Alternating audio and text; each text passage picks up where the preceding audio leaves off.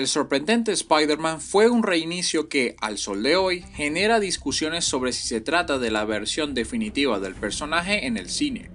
Pero la realidad es que, aún con momentos de brillo, sus desaciertos llevaron a esta saga a un corto periodo de vida de apenas 2 capítulos antes de reinventar una vez más al superhéroe y unirlo al universo cinematográfico de Marvel.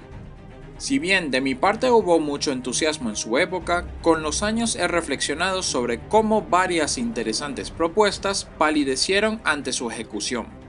Y con el Spider-Verse sonando cada vez más fuerte en el MCU, considero prudente que recordemos las cualidades que se quedaron con más de un fanático, pero también los tropiezos que resultaron en el fracaso de este no tan sorprendente Spider-Man.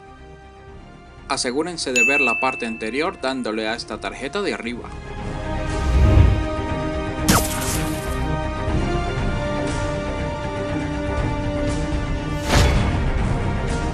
Para este filme claramente tomaron en consideración algunas de las debilidades más notables de la primera entrega, y se encaminan mejor hacia lo mínimo que podríamos esperar sobre una película del trepamuros.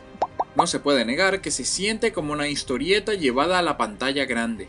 Deja atrás esa aura de oscuridad y misterio para embestir con algunas de las situaciones más emocionantes que ha tenido Spider-Man hasta el momento. Observable desde esa espectacular escena inicial de balanceo por la ciudad, presente en varios puntos de la historia, que no solo son las mejores partes de esta saga, sino de todas las películas del arácnido en general. Son intrépidas y fugaces. Nos hacen creer que estamos en la piel de Spidey, incluso más que con esas tomas en punto de vista de la anterior entrega. Añade algunas de las poses más icónicas del personaje con brillante luz y color, hasta en las escenas nocturnas. Recuerdo haberla visto en su día con la tecnología 4DX y la experiencia fue 3 veces más asombrosa. Ahora también presenciamos a nuestro amigable vecino soltando bromas como Dios manda en momentos peligrosos. Pero se aprecian detalles como Spidey dialogando con Electro primero, en lugar de abalanzarse con fuerza bruta. No es que haya tenido éxito con ello, pero prueba que nuestro héroe es ahora un poco más sensato. La historia hace gran énfasis en la figura de inspiración que representa Spider-Man para los neoyorquinos, y lo logran estupendamente con sutilezas como esta, donde defiende a un niño de bravucones y le ayuda a reparar su proyecto de ciencias. Acción que conmovería al muchachito cuando vestido como Spider-Man se para frente al peligro, donde todos los demás carecían de la suficiente valentía para enfrentar a Rhino. Se ha argumentado mucho sobre lo estúpida que es la escena por dejar que el niño entrara a la zona de peligro, especialmente la mamá que parece pendeja, pero creo que lo importante es el mensaje detrás de esto, y precisamente lo que debería dejarnos a cada uno de nosotros un personaje como Spider-Man. En estos aspectos, se podría decir que alcanzamos el pináculo de lo que siempre quisimos ver del héroe con disfraz en celuloide. Sin embargo, en el ámbito del alter ego, siento que fue un poco más difícil de empatizar porque no existe esa diferenciación de identidades, como sí pasaba en la anterior película. Este Peter Parker resulta tan cool y divertido como Spider-Man, y en eso para mí pierde la gracia, pues se supone que el personaje a través de la máscara manifiesta lo que en su vida cotidiana no sería capaz, ya sea por un tema de responsabilidad o inhibición. La relación entre la tía May y Peter está muy bonita, y es palpable que ella, aún con su mejor sonrisa, esconda desesperación por darle un mejor hogar a su muchacho. Pero fue en esta interacción en la que descubrí que algo no andaba bien con el Peter Parker de esta historia. ¿Por qué la tía May es la que está llevando la carga económica? Se entendía un poco en la película pasada porque Peter aún era estudiante, pero aquí se está graduando del bachillerato. Creo que ya viene siendo tiempo para que encuentre un trabajo de verdad, ¿no lo creen? Es verdad que este menciona estar vendiendo fotografías para el Clarín, pero obviamente es insuficiente porque la tía May se está matando la espalda no con 1, sino 2 empleos. Pero qué sujeto tan fresco y desconsiderado. Y lo peor es que trabaja doble a escondidas de él porque no quiere que se preocupe. Pero si no quiere preocuparse, lo lógico sería que se esforzara más por conseguir mejores ingresos. ¿Es que me están insinuando que Peter es superhéroe a tiempo completo? Realmente me saca un poco de onda que estén amputando por completo el elemento de los problemas y responsabilidades de adulto joven que han hecho tan empático el personaje desde el inicio de los tiempos. Desgraciadamente, así como intenta ser una historieta convertida en película, también abraza lo más caricaturesco, y me refiero al peor sentido de la palabra. Estoy completamente a favor de aligerar el tono y hacerlo más divertido tratándose de un personaje tan bromista como Spider-Man. Pero es que muchos de los elementos parecen sacados de una película superheroica de los 90 que apuntaba a hacer completamente el ridículo. Si la primera era un tanto seria, esta termina siendo totalmente lo opuesto. Jamás podría imaginar que estas dos películas forman parte de la misma franquicia. Casi como pasar de Batman Regresa a Batman por siempre. La diferencia es demasiado notable y ustedes lo saben. Tomemos como ejemplo las escenas cómicas de Peter diciéndole a la tía May que estaba dentro de una chimenea y la de lavar la bandera estadounidense.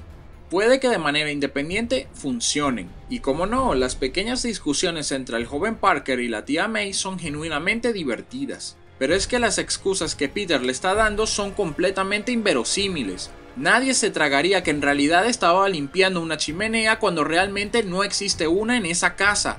¿Y qué hay de las camisas manchadas con rojo y azul que menciona? No pueden pasar desapercibidas esas mentiras de Peter sin que empiece a levantar sospechas en ella.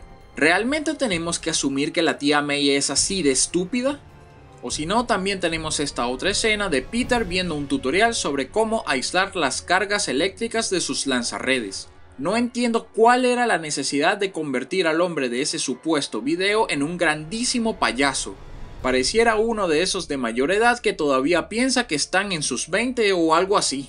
Ni siquiera se aseguraron de disimular que este canal de YouTube fue creado solamente para la película, porque miren nada más el número de reproducciones que tiene en comparación con sus suscriptores. Igual es inútil porque Peter nunca logra el cometido hasta que Gwen le sugiere la solución. Ok, entiendo que el punto era hacerla una compañera útil, pero no debía ser a costa de la inteligencia de Peter, porque entonces ¿dónde queda el nerd brillante de la anterior película? Yo pienso que lo que hace tan icónica la característica bromista de Spider-Man es el contraste con la seriedad de todos los demás antagonistas, pero no sirve de nada si el resto de elementos es igual de tonto. Casi todo lo que aparece aquí son estereotipos remarcados de las historietas, que hoy en día desentonan totalmente. Claramente se puede notar con el Dr. Kafka, el típico científico loco alemán que usa anteojos gigantes, guantes de hule y escucha música clásica. Pero especialmente podemos observar como ejemplo a Rhino en la persecución del principio. No hay duda de que Paul Giamatti le proporciona gran ímpetu al personaje, y hasta se nota que la está pasando genial, lo cual es algo que por separado disfruto. ¿Pero era de verdad una obligación hacerlo tan exagerado? Estamos hablando de un sujeto pelón, nada brillante y que habla como si fuera Tarzán con acento ruso, que encima es ridiculizado por Spidey bajándole los pantalones. ¿Es que acaso estamos en un programa de sábado por la mañana para niños o qué? Espera, retrocedamos la escena un segundo. ¿Es eso lo que creo que es? No. Dudo que pudieran ser tan estúpidos. ¿O no? No es posible. ¿Esos son rinocerontes? ¿Son rinocerontes? ¿Acaso me están jodiendo? El pinche supervillano Rhino tiene calzoncillos de rinocerontes. Imprimir características de su contraparte comiquera no significa esto. Así no es como se adapta a un personaje de cómics al cine. ¿Quién demonios escribió esta película? Estos sujetos fueron guionistas del remake de La Momia y Transformers: La Venganza del Caído. Pues ahora todo tiene sentido. Pensarán que ahora voy a hablar sobre cómo los trailers promocionaron a 3 villanos y Rhino apenas calificaba como tal. Y sí, les doy la razón de que eso fue publicidad falsa a donde vaya. Pero la verdad es que nunca me hizo ruido que haya tenido 2 apariciones apenas. Para mí, la participación de Rhino equivale a un día normal en la vida de nuestro amigable vecino, sin tener peso directo en la historia principal. Lo que sí le podría haber ayudado mucho era mantener al personaje como una sorpresa, en lugar de presentarlo en cada oportunidad en los trailers. Ya que estamos, tampoco puede pasar desapercibida la dirección artística para los villanos. Ya dije en el video anterior que Spider-Man ahora luce mejor que nunca con esta modernización del disfraz, pero todo lo demás es un desastre, como si no supieran si iban a irse por líneas más realistas o caricaturescas. Sabíamos que el look original de Electro en los cómics jamás iba a funcionar, y menos con esa máscara ridícula, pero al menos hubieran jugado con los colores amarillo y verde que lo identifican en lugar de ese aburrido uniforme negro con símbolos de rayitos. ¡Ay, por favor! Habría sido mejor presentarlo como un ser de electricidad al estilo de los cómics Ultimate. En cuanto al Duende Verde, no tengo muchas objeciones sobre el traje. Su aspecto más mecánico me convence que es parte de un equipo militar real, en contraste con la de la peli de Sam Raimi, que para muchos luce como de los Power Rangers. Pero Dios mío, ¿por qué su cara es tan horrible? Con el tema de la enfermedad de los Osborn, hubieran tomado la oportunidad de transformar a Harry en un monstruo que luciera, ya saben, como un duende y no ese Quasimodo malformado. ¿Se acuerdan de esa máscara animatrónica que desecharon para la primera película? Mínimo hubieran intentado tomar algunos de esos rasgos atemorizantes. Solo Rhino salió mejor parado en este aspecto. No me gusta el estereotipo en el que lo convirtieron, pero por lo menos no se atrevieron a adaptarlo como un gigantón disfrazado de rinoceronte. Antes pensé que con la ciencia de cruce de especies de la anterior película irían derivándose los próximos supervillanos de Spider-Man. Y aunque no era mala la idea, me parece sensato que hayan tomado el rumbo de la armadura robótica. Es la única forma en que este personaje no luciera como una total burla. O bueno, más de lo que ya era. Esta película es especialmente conocida por abordar más conflictos de los que realmente puede manejar, entorpeciendo la ejecución de varios de ellos y resultando en una carencia de enfoque. Esto se resume básicamente en 3 tramas principales. Bueno, son 4 si contamos la de Electro, pero esa me la reservo para lo último porque no tiene vela en este entierro. Como iba diciendo, son 3. La relación de Peter con Gwen, el dilema de Peter por ayudar a su amigo de la infancia Harry Osborn y descubrir la verdad sobre sus padres, Richard y Mary Parker. Acabemos ya con la más grande farsa y estorbo. Es verdad que luego de una espera de 2 años entre película y película, por fin proporcionan algunas respuestas sobre la huida de los padres de Peter y por qué Spider-Man fue el cruce perfecto de especies. Pero desgraciadamente, la gran revelación resultó en extremo predecible y decepcionante, que su investigación estaba siendo usada por Oscorp para fabricar armas biológicas sin que lo supieran, y que las arañas genéticamente modificadas funcionarían solo con el linaje de los Parker. Toda esta subtrama no tenía que alargarse hasta una segunda entrega, fácilmente podían haberle dado cierre en la anterior película. No dejaría de ser un descubrimiento demasiado obvio, pero al menos no estaríamos rodeados de otro drama innecesario para la secuela. Por si fuera poco, en el filme anterior, Peter estaba entusiasmado por saber qué le había pasado a sus padres, y en esta, por una gran porción de la historia, quiere dar por sepultado ese asunto sin resolver. Es completamente inconsistente y aumenta la duración de la película sin motivo, que además acarrea básicamente el mismo problema del filme anterior. No aporta lo suficiente en el desarrollo de la trama principal. Esta escena del avión estrellándose ni siquiera tenía que estar en la película, porque más allá de revelar que Richard Parker había enviado los respaldos de su investigación y su mensaje antes de morir, no nos están llevando a nada que no pudiera resolverse en un pequeño intercambio de diálogos. Es puramente espectáculo vacío. Como era de esperarse, el romance es, de nuevo, uno de los aspectos mejor llevados de la cinta. Antes me parecía significativamente más meloso, pero la verdad es que ahora no siento que entorpezca nada. La química y encanto de estos dos es innegable, así como perceptible lo que ambos sienten por el otro, aun cuando se supone que deben guardar una distancia. En su día sentí que era molesto que estuvieran regresando y cortando en todo el transcurso, pero hoy creo que, de hecho, sostiene algunas de las bases tan tradicionales del trepamuros, de saber lo que debería ser moralmente correcto, pero al final ser guiado por lo que su corazón más desea. Esto se nutre con las ocasionales apariciones del fantasma del Capitán Stacy como un recordatorio del peligro en el que podría poner a Gwen. lo cual terminaría sucediendo con su fallecimiento en el clímax de la película. Cuando la vi en el cine, recuerdo haber señalado que no tenía sentido que Gwen muriera porque era demasiado pronto, que necesitaban establecer por lo menos 2 películas más para que pudiéramos vincularnos emocionalmente. Pero hoy considero que no se trata de cuánto tiempo, sino de la conexión con el personaje que se puede establecer en ese periodo. Y eso es algo que lograron impecablemente desde la pasada entrega hasta ahora. Además, considero que temáticamente era necesario que Gwen muriera. De otra forma, Peter no habría aprendido el valor de una promesa que ya de por sí había roto en la primera película y las consecuencias de su cruzada superheroica. Es por ello que esta escena a la fecha sigue siendo tan recordada. Está llena de mucha tensión y aún sabiendo lo que va a suceder, una parte de mí espera que Peter alcance a Gwen en el momento correcto. La construcción del slow motion, la música triste y este detalle de la red tomando la forma de una pequeña mano generan un fuerte nudo en la garganta, que llevan a un desenlace frío y doloroso, tanto para nuestro héroe como para la audiencia.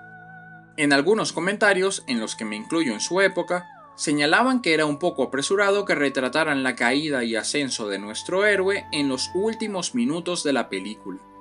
Pero reflexionándolo mejor, creo que es apropiado que el clímax termine por todo lo bajo y la historia concluya en lo más alto, usando el discurso de graduación de Gwen para inspirarlo a regresar a sus andanzas como el protector de Nueva York. Después de todo, eso es lo que Spider-Man nos enseña, que aún con la dureza de la vida tumbándolo, siempre se levanta. El tercer tema es la reconciliación de Peter con Harry Osborn, quien atraviesa por una enfermedad genética que con el tiempo acabará con su vida, así como también lo hizo con la de su padre Norman. El conflicto surge porque Harry está convencido de que la sangre de Spider-Man tiene propiedades curativas y lo salvará, mientras que Peter sospecha que podría empeorar su situación y se niega a facilitársela. Erróneamente se suele pensar que Electro es el villano principal de esta película, cuando en realidad es esto lo que fundamentalmente impulsa la historia a seguir adelante. Una premisa que en líneas generales es interesante, pero acarrea varios tropiezos. Primero, que la relación de Peter y Harry debió ahondarse en el transcurso de la cinta y no solo reducir su amistad a esta única escena donde comparten experiencias. Se pudieron balancear algunos minutos de ellos para abordar la infancia de Parker y Osborn, en lugar de que todo parezca que salió de la nada y... sí es verdad que yo tenía un amiguito cuando éramos niños. Aparte, está bien que Harry tenga un carácter rígido y no se deje manipular por otros miembros de Oscorp, pero le faltaron más elementos de introspección porque la verdad se me hace muy difícil empatizar con él. Entendible que la desesperación de Harry por miedo a morir puede hacerlo especialmente irritable en el trayecto, pero a mis ojos no pasó de un niño malcriado y chocón. Lo otro es que me parece demasiado estúpida la forma en que Harry descubre la identidad de Spider-Man durante el clímax. Quiero decir, toda la situación es como... espera, ¿Spider-Man? ¿Gwen Stacy? ¿Spider-Man? ¿Gwen? ¿Spidey? ¿Gwen? ¿Gwen? ¿Spidey? ¡Oh por Dios! ¡Spider-Man es Peter!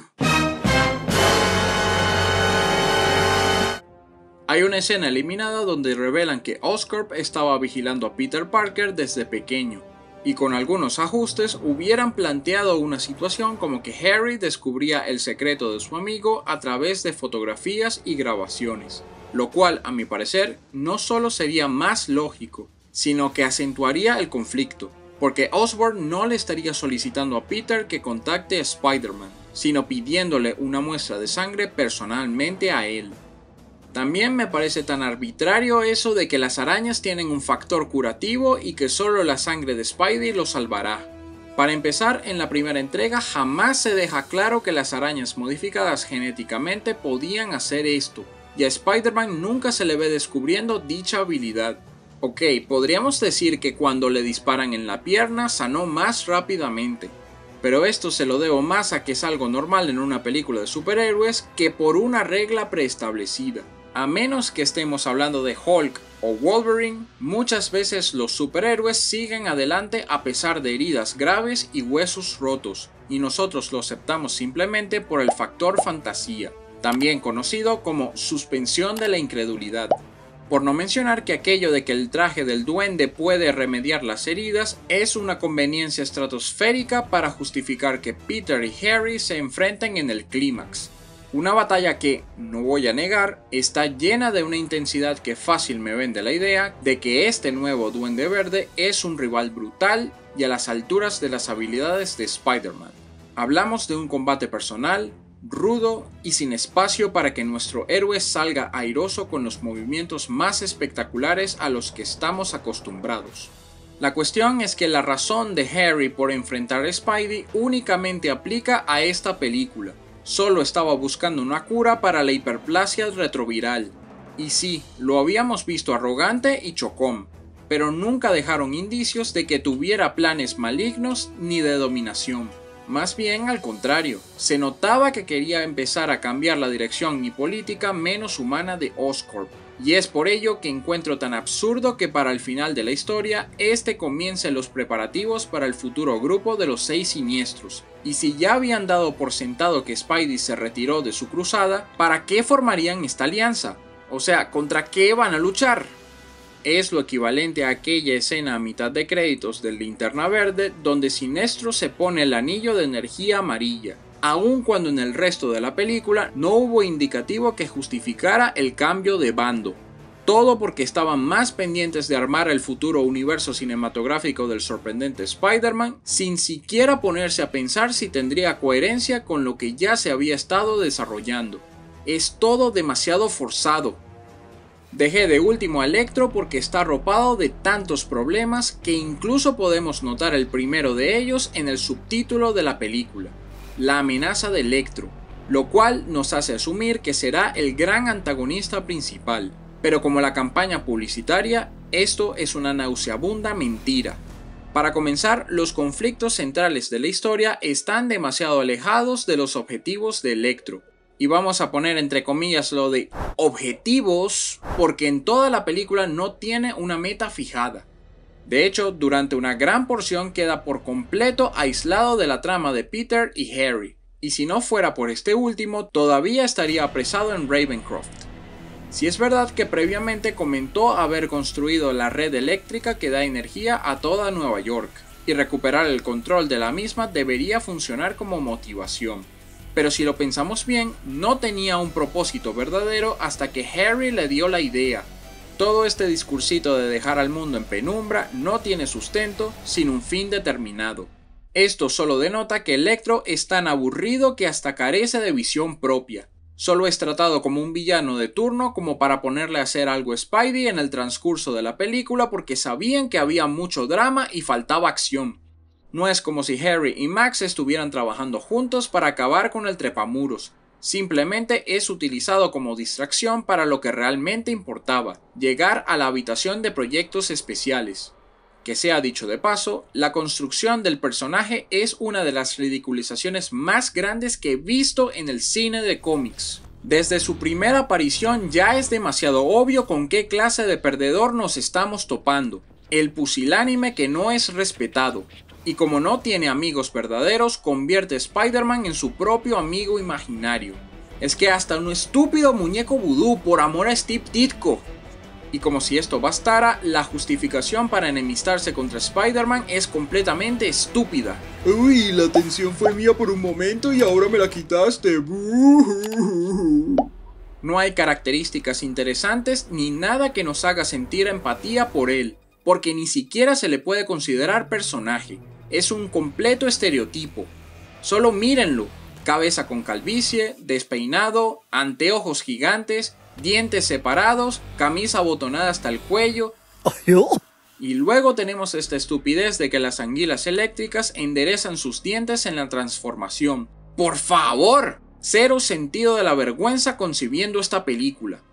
Yo comprendo que se hayan ido por la dirección del resentido social al que pisotean y todo eso, pero es que se siente abrupto, y en ningún momento existe un descenso gradual de la personalidad más blandengue de Max Dillon a la más fría y hostil cuando se convierte en Electro. Es que es muy difícil de digerir que este supervillano fue alguna vez este insignificante hombrecillo. Ahora, entiendo que esto de los aviones a punto de colisionar sirve especialmente para añadir un sentido de urgencia para detener a Electro, aunque tengo sentimientos encontrados. Recuerdo que en su tiempo me parecía inverosímil que dos aviones pudieran estrellarse como si no pudieran ver lo que hay enfrente, pero luego de investigar por internet, descubrí que es poco probable, mas no demasiado descabellado que suceda. Entonces, por una parte, está bien, pero habría sido mejor llevar ese sentido de urgencia a un plano con el que pudiéramos conectar más. Por ejemplo, aquí vemos que la tía May está batallando para atender a los pacientes en medio de la penumbra. Pienso que debieron orientar todo a través de estas escenas. Lo que no voy a negar en lo absoluto es que en términos de acción hacía de cada aparición un gran espectáculo de luces, que invitaban a nuestro amigable vecino a moverse con las más vistosas acrobacias. La batalla en el Times Square se sentía como si saliera de las páginas más coloridas de las historietas, y también me recordó a un enfrentamiento similar del videojuego Ultimate Spider-Man. ¿Qué mejor lugar que este punto de Nueva York, la posiblemente mayor concentración de energía de la ciudad, para convertirse en el patio de juegos de un ser hambriento de electricidad? Lo mismo se aplica a la pelea final, que cuenta con algunas de las tomas más memorables de Spidey en acción. El desborde de iluminación y colores vivos es un verdadero placer de presenciar. Desafortunadamente, estas piezas funcionan mejor por separado que como parte de un todo. No están integrados de forma justificada con el resto de la historia. Es un show estéticamente atractivo, pero hueco, carente de la sustancia que pudiera mover a este personaje. De igual manera que en la película anterior, esta también atravesó por la eliminación de diversas escenas, las cuales han sido objeto de debate sobre si podría mejorar su calidad. Pero en contraste con la pasada cinta, esta vez siento que hicieron lo correcto en sacarlas del metraje final porque no aportan lo suficiente, o por lo menos las que han salido a la luz, pues es bien sabido que aún hay material inédito por las fotos de la producción que se han filtrado con los años, como por ejemplo la infame participación de Mary Jane Watson interpretada por Shailene Woodley.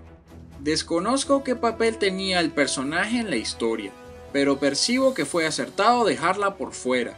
No importa si terminaba siendo un nuevo interés amoroso o una amistad genuina, temáticamente no hubiera encajado porque Gwen muere en esta historia, y la presencia de MJ solo haría ver todo como si Peter ya tiene reemplazo romántico para próximas películas. De todas maneras, vamos a explorar algunas de las que sí son más conocidas. Deshagámonos primero de las que son un total relleno, como esta escena de un Flash afectuoso en la graduación, que no tiene ningún tipo de valor, más tomando en cuenta que es la última vez que veríamos al bravucón. Ya saben que no soy para nada fan de un Flash Thompson amigo de Peter Parker, y ok, entiendo la idea de limar asperezas, pero no vimos ningún tipo de evolución en la anterior entrega que justificara esto. Después tenemos algunas escenas románticas que solo alargan todo innecesariamente y entorpecen el ritmo. Todo es más telenovelesco aquí, y no creo que la película necesite más de esto si todo lo relacionado al romance ya era bastante redondito en el metraje final. Seguidamente, hay una escena donde es revelado que Max cuida de su madre enferma, quien tampoco lo respeta. Algunos debaten que le habría añadido más profundidad al villano, pero a mí me parece que lo empeora, porque no bastaba con hacerlo un perdedor, sino que encima le añaden el estereotipo del cuarentón que vive con su mamá. Supongo que el círculo ahora está completo. Aparte que no funcionaría porque en el resto de la cinta no hacen referencia a la existencia de su madre. Posteriormente tenemos un momento extendido donde Peter y Harry comparten un poco más al revelar la investigación de sus padres respectivos. En términos de información, es bastante redundante en relación a lo que vimos en la película final, salvo por el pedazo extra donde indican que Peter había sido vigilado por la compañía desde niño. Pero en donde realmente brilla es en esta interacción de ambos personajes. Compartir ese mismo entusiasmo por la tecnología de Oscorp, así como algunos diálogos, ayudan a construir un nexo más cercano que faltaba en el producto final. Es apenas una sutileza, pero bienvenida. Esta escena a su vez es inconsistente con lo que terminaron mostrando en la película, ya que aquí Harry pide que le lleven el traje militar a su oficina para una demostración. Esto implicaría que tenía conocimiento y control de la sala de proyectos especiales, mientras que en el metraje definitivo no se entera de su existencia hasta mucho después. No sé qué fue lo que pasó aquí, pero pienso que habría funcionado porque Harry es expulsado de la compañía y de todas formas necesitaría de Mencken para acceder a la mencionada sala. Aunque esto también alzaría la pregunta de por qué no había conseguido el veneno de araña desde el principio. Luego tenemos algunas escenas con Harry convertido en el Duende Verde, haciendo estragos en Oscorp. No es material revolucionario, pero le habría dado un poco de relevancia al personaje luego de su transformación. Por no decir que hubiera preferido ver esto antes que el drama de los aviones a punto de chocar. Le restaría un poco del sentido de urgencia a la misión de Spidey por detener a Electro, pero como uno de los personajes principales, Harry Osborn lo merecía. Por último, tenemos la más importante escena eliminada de toda la cinta, donde es revelado que Richard Parker sobrevivió al accidente de avión. Tengo razones para creer que la quitaron de la cinta porque no explicaría cómo pudo ser esto posible, lo cual me hizo mucho ruido en su época, pero lo cierto es que le habría agregado más valor a toda la subtrama de los padres con un cierre contundente.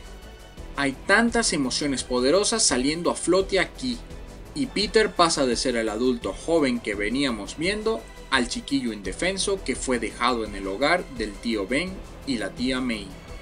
Asimismo, Richard da un discurso sobre la influencia de Spider-Man en el mundo como un símbolo de esperanza para animarlo a regresar a sus andanzas superheroicas después de la muerte de Gwen, y le recuerda que ella siempre lo estará acompañando en su corazón. Esto tiene un gran peso emocional porque, seguidamente, le calza a la perfección la tan icónica frase de "un gran poder conlleva una gran responsabilidad". No quisiera considerarme un experto sobre la intención de los cineastas a cargo, pero me parece que esta escena se rodó inicialmente para llevar a Peter al enfrentamiento final contra Rhino, antes de ser reemplazada por el discurso de graduación de Gwen, lo cual explicaría por qué de la nada esta empieza a hablar de la esperanza en una situación que no concuerda, o tal vez la meta era incluir ambas escenas. En tal caso, creo que habría sido demasiado redundante. Pero supongo que se decidieron por el discurso de Gwen para darle una despedida emotiva y que ella fuese el núcleo de Peter para continuar su lucha por la justicia. A la fecha sabemos que no existen ediciones extendidas o del director oficiales para la saga del sorprendente Spider-Man, pero ahí es donde yo decidí aventurarme en el año 2014. Al realizar unos fanedits de ambas películas donde reintegro algunas de las escenas eliminadas y ajusto otros aspectos en relación a las observaciones que apunté en este y el video anterior. El primero lo titulé The Amazing Spider-Man The Organic X Edition y el segundo fue The Amazing Spider-Man 2 Sparkles Edition. Sí, ya sé que son subtítulos peculiares, pero son referencias a líneas de las mismas películas. Especialmente el segundo montaje tuvo cierto revuelo el año pasado, cuando Uncharted Robbie comentó sus impresiones del mismo en un video. Esa fue una verdadera sorpresa, porque no esperaba que mi fanedit cayera en la mira de un youtuber popular. Y eso es algo que agradezco y por lo que me siento muy contento. Dicho video se los voy a dejar en la descripción, pero si quieren descargar mis dos montajes, les sugiero que visiten mi blog, que también dejaré en la descripción, donde además recibirán información adicional sobre los cambios de ambos montajes. En ese tiempo lo subí a Mega, que antes era una buena nube, pero como quien dice, pato alabado sale cagado, pues empezaron a poner limitaciones de descarga con los años, así que sugiero que peguen los links en este programa llamado JDownloader, con el cual se podrán saltar esas restricciones, o al menos así era la última vez que lo usé, pero creo que queda de parte de ustedes hacer la prueba. El sorprendente Spider-Man 2 fue una producción llena de problemas. No hay duda de que las escenas de acción son de los más grandes espectáculos que podría traernos el arácnido en el cine, pero creo que no vale de nada si no hay suficiente sustancia o aborda las temáticas con tanta prisa. Eso sin mencionar que intentaba introducir elementos para una potencial franquicia que nunca se dio antes de proporcionar una historia competente. Es inconsistente en tono con la primera entrega y sobrepasa lo ridículo en muchos momentos. Al final es el ejemplo de que el que mucho abarca, poco aprieta, y eso les costó caro, pues ni siquiera fue capaz de concluir con su propia trilogía. Y aunque reconozco que disfruté mucho algunos puntos en mayor medida que cuando lo había hace algunos años, lo cierto es que no hay un verdadero balance. Es de regulera tirando a mala, y por eso tiene el deshonor de llevarse la corona como la entrega más floja del arácnido hasta la fecha. Sí, incluso por debajo de Spider-Man 3. Esta saga era un diamante en bruto, uno cuyo valor el mismo Sony desconocía. Estoy seguro de que si hubieran mezclado bien los principios y el corazón del personaje en la primera, junto a la espectacular acción de la segunda, habríamos tenido un gran universo arácnido como quería proponer el estudio en un principio. Desconozco si realmente aparecerá en la próxima secuela con Tom Holland, No Way Home o Sin Camino a Casa. Hasta ahora todo ha sido una gran conjetura y especulación, pero lo cierto es que este Spidey, con todo y sus fallas, nos acompañó con algunos momentos inolvidables, y lo mínimo que merece es una última gran aparición para decirle con mucho cariño, adiós. Antes de finalizar, les recuerdo que he habilitado una cuenta PayPal para que puedan apoyar mi contenido con lo que deseen y esté a su disposición. Pero ojo, aportando $7 están adquiriendo su derecho a decidir el tema de mi siguiente análisis. Entre opción 1, una película de su preferencia. Opción 2, un videojuego de PlayStation 2. Opción 3, un videojuego de Xbox 360 de la lista que verán a continuación. Su apoyo será profundamente apreciado por este humilde servidor.